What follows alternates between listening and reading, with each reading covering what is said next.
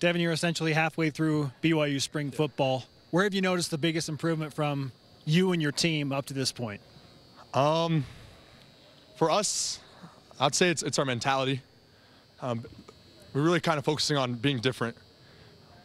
Coming into this from last season, looking forward to this season, there's a lot of potential, of course, but we got to be different to really get into that.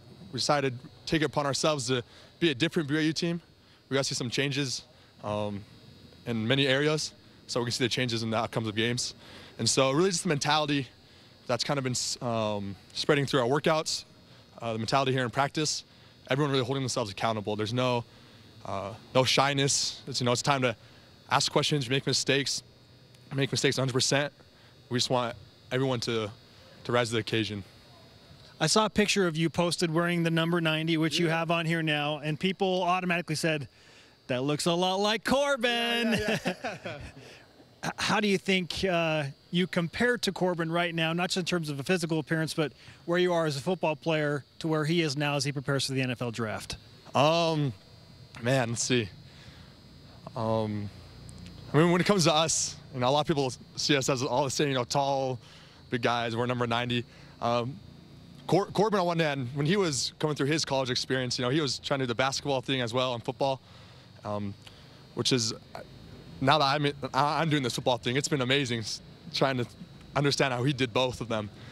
For me, being the younger brother of Bronson and Corbin, I've had a lot of time to observe and kind of take those mental reps and really just to soak it all in and learn.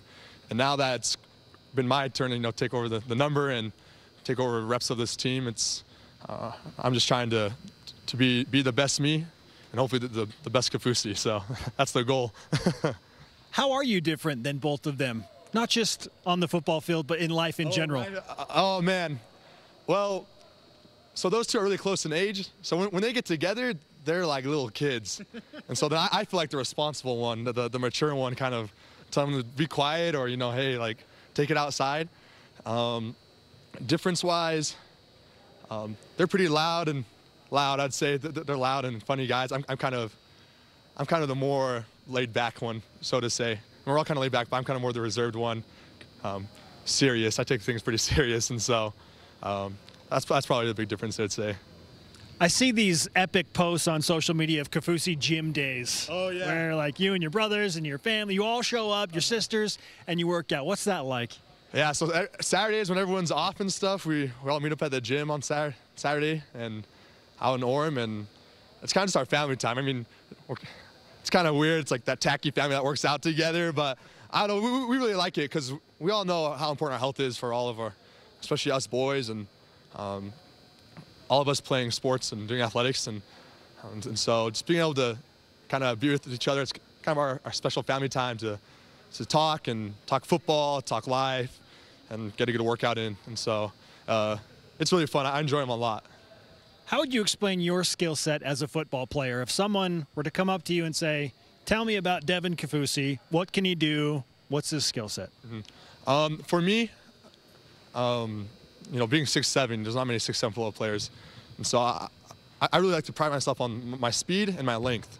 Being able to go back and forth between the two, use them together. That's what I've been focusing on, just kind of using the length of my arms and my speed to shed blocks, meet blocks, and get off and get to the ball. Also with that, just coming to pre-snap reads, just understanding the game in general, just kind of knowing our opponent and kind of hopefully getting the edge on them through what I'm able to see before the ball is even snapped, which then allows the other part is just doing what we do best, is play hard and make plays.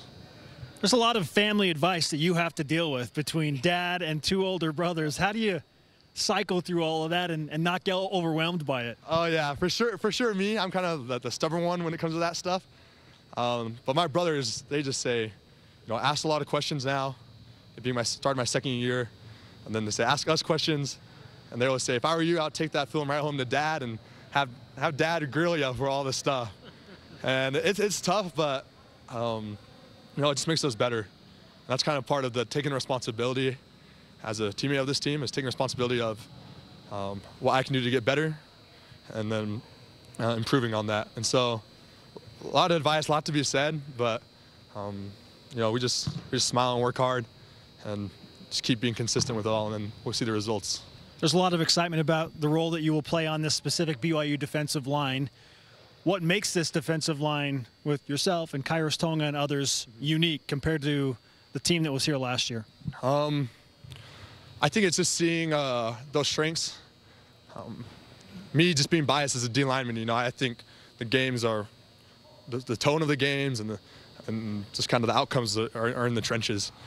And seeing, you know, someone like Kairos and Zoe, those guys in the middle, I mean, and there's better and healthier and stronger each year.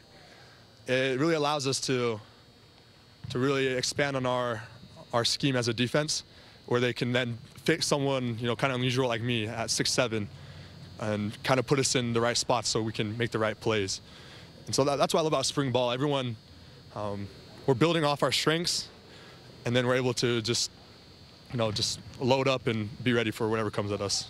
What's the defensive line room like, just from a mentality aspect? For us, defensive line room, we're definitely the closest unit, I think, on the team, and we have a lot of fun.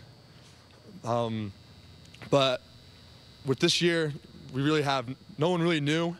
Everyone kind of has been around, and so, like I said, that responsibility. No one has to be told what to do really or said. Everyone recognizes it, and that's kind of what we've been doing so far. Is everyone's coaching each other. We have enough, you know, experience and enough knowledge to know to when we see those mistakes.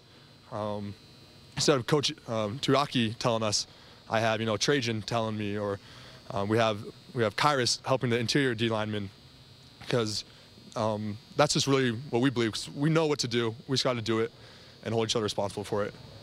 You receive a lot of advice from your family.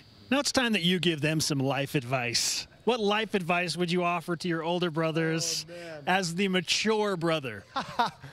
Man, if I give my brothers some advice, let's see. It's kind of tricky because, you know, both of them are really great.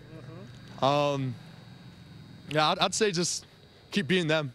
I mean, they've always been my heroes because they've been their own person, and so as they're going off wherever they may be, you know, playing football or later in life with a family or a job, they're my heroes for who they are. And so I really think just believing in who you are and what you can do is the best thing that you can do and the best person you can be.